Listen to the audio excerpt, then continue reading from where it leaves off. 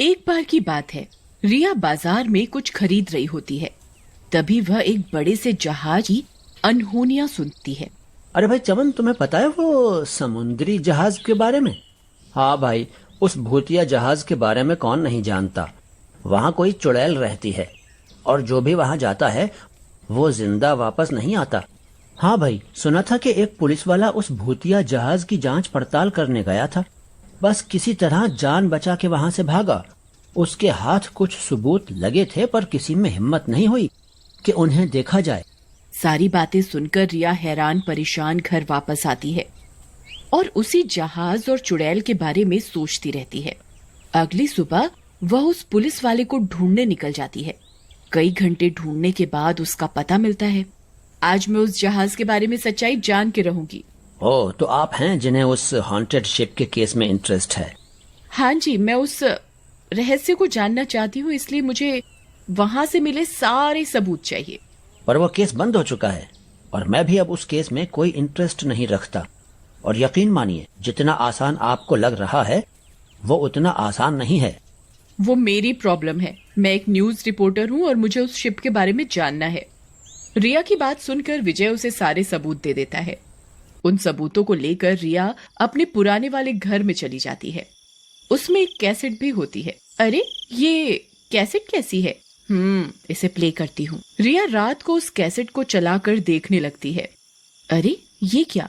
ये तो उसी शिप का टॉप पार्ट है, पर इसमें ये लोग कौन हैं? रिया वीडियो में देखती है कि 6-7 लोग, जिनमें से एक आदमी 45 साल के लगभग का होता है और एक लड़की करीब 18 साल की होती है। वे सब डाइनिंग टेबल पर बैठकर फोक नाइफ से खाना खा रहे होते हैं। तभी ये क्या, अचानक वे सब अपनी अपनी फोक नाइफ अपने मुंह में डालकर खुद को मारने लगते हैं, सिवाय उस 45 साल के आदमी के और 18 साल की लड़की के।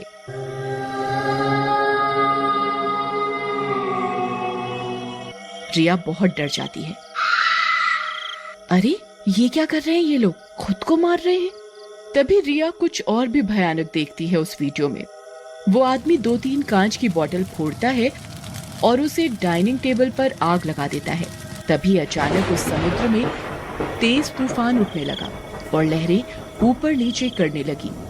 जहाज का संतुलन बिगड़ने लगा।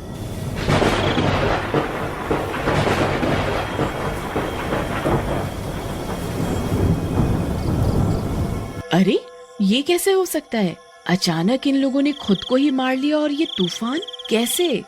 अब मैं इस रिचुअल को पूरा करके समुद्री देवी को खुश कर दूंगा और इस लड़की की बलि देके मैं अपने सारे दोस्तों को वापस बुलाऊंगा जो कभी इस समुद्र में मर गए थे।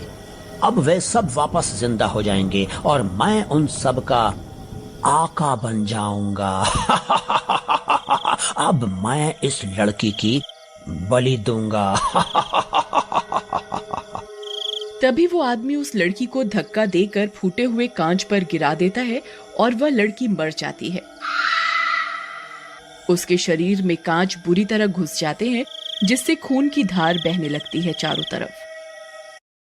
हे भगवान, इस जादूगर ने तो अपनी शक्तियों के लिए मासूम लड़की को ही बलि चढ़ा दिया। पर ये क्या है? ये समुद्र में से इतनी चमक कैसे? तभी समुद्र में से एक काली शक्ति निकलती है, डरावनी सी।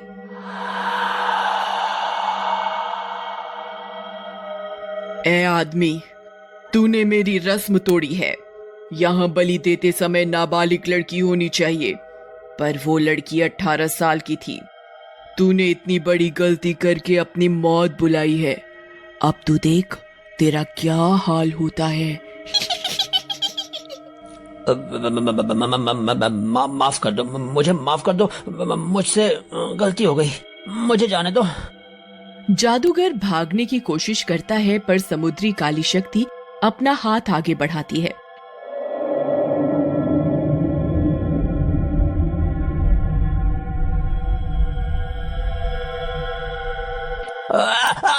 माफ कर दो, मुझे जाने दो। मुझे कोई शक्ति नहीं चाहिए। मुझे किसी का आका नहीं बनना। मुझे किसी का आका नहीं बनना। नहीं, अब तेरी जान मैं निकाल कर रहूंगी। और जादूगर के शरीर से उसकी आत्मा बाहर निकलने लगती है और समुद्री शक्ति उस जादूगर की आत्मा निकालकर अपने साथ समुद्र में ले जाती है।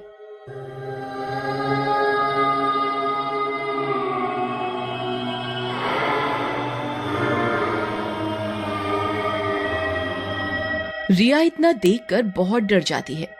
वह विजय को फोन करती है। हेलो विजय, आप प्लीज मेरे घर आ जाएं इसी समय। आपको कुछ दिखाना है। इस समय? इतनी रात गए? क्यों? सुबह बात करते हैं ना। नहीं, मुझे भी आपसे बात करनी है उस हॉन्टेड शिप के बारे में। क्या आपने वो वीडियो देखी थी जो आपको वहां मिली थी? नहीं, मैंने नहीं देखी। मैंने जब वो चुड़ैल शिप में देखी तो मैं उस हादसे से बाहर नहीं आ पाया।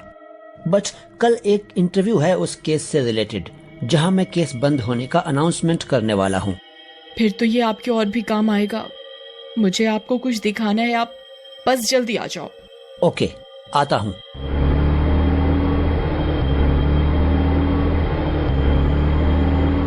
विजय कुछ ही देर में उनके घर पहुंच जाता है और रिया को फोन लगाता है। हाँ रिया, दरवाजा खोलो, मैं बाहर हूँ। रिया दरवाजा खोलती है और दोनों जल्दी से वीडियो देखने बैठ जाते हैं। हाँ रिया, अब बताओ। देखो, इसमें जो लड़की मरी है वही चुड़ैल अब जहाज में रहती है, क्योंकि उसकी मौत एक रस्म की बलि देने के कारण की गई थी। अब जिस तरह उसकी मौत हुई, वो नहीं चाहती कि कोई भी उस जहाज में जाए और उनके बारे में कुछ भी इंफॉर्मेशन लीक करे बाहर। वो अपने आप को एक रहस्य ही रखना चाहती है और जो भी उस जहाज में जाता है उसे वापस जिंदा नहीं आने देती। अच्छा, तो ये बात है। जरा उस लड़की की फोटो दिखाओ। रिया उस वीडियो में उस लड़की की फोटो दिखाती है। एकदम से विजय को उस चुड़ैल का चेहरा याद आता है जिसे उसने उस जहाज में देखा था। वे दोनों देख ही रहे होते हैं कि ये क्या। अचानक से वीडियो के बीच वही चुड़ैल मॉनिटर के एकदम आगे आ जाती है। रिया और विजय एकदम से पीछे होते हैं।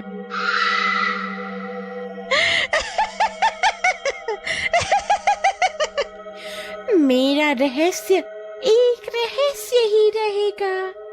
तुम लोग चाहे कितनी भी कोशिश कर लो, दुनिया के सामने मेरा रहस्य नहीं ला सकोगे। इतनी डरावनी शक्ल देखकर विजय के तो मानो होश ही उड़ जाते हैं।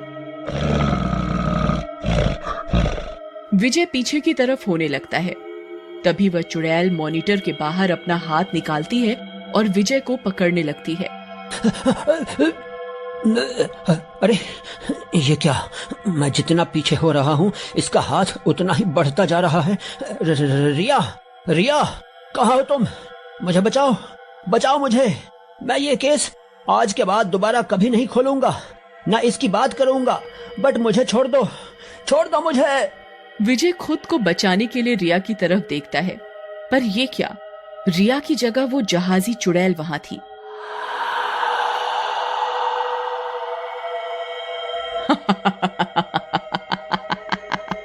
जहाज से तो तेरी किस्मत तुझे मुझसे बचा लाई, पर अब कौन बचाएगा?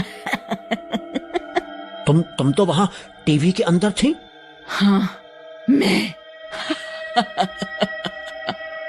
विजय फिर जैसे ही मॉनिटर की तरफ देखता है तो वो चुड़ैल उसे अब भी वहीं से घूर रही होती है और विजय को भी मॉनिटर के अंदर खींच लेती है।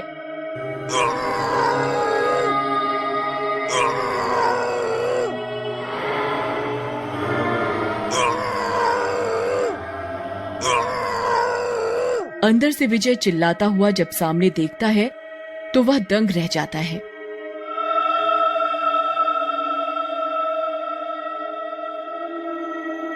रिया वहीं बाहर बैठी होती है, पर उसकी आंखों में से काला धुआं जैसा निकल रहा होता है और वो विजय की मौत का खेल देखकर हल्की मुस्कुराहट के साथ उसे बाय करती है। आज भी कोई नहीं जानता कि वो रिपोर्टर रिया कहाँ गायब हो गई।